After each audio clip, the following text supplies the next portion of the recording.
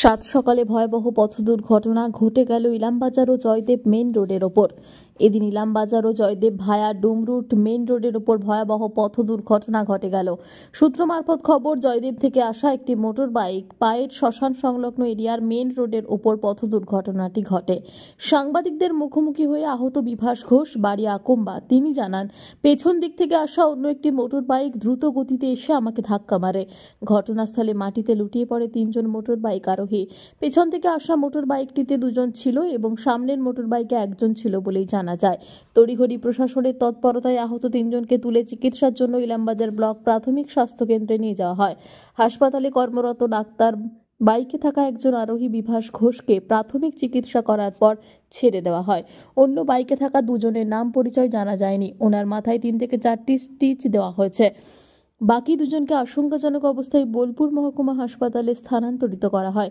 এই পথ দুর্ঘটনাটিকে ঘিরে এলাকাসহ বাড়ির লোকজনের মধ্যে শোকের ছায়া নেমে এসেছে।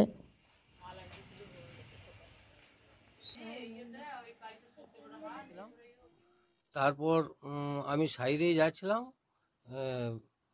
ছেলে পিছন থেকে গাড়ি নিয়ে যাচ্ছিল জোর নিয়ে আমার গাড়ির উপর ধাক্কা মারে।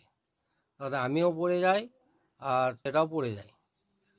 তাতে আমারও মাথা ফেটে গেল আর ওরও মুখ দিকে খুব রক্ত বেরোচ্ছিল। যাই হোক, পুলিশ হসপিটালে যেয়ে পুলিশে ভর্তি করলো। তারপর আমাকে ছেড়ে দিল আর ওকে সিয়ানে ট্রান্সফার করলো।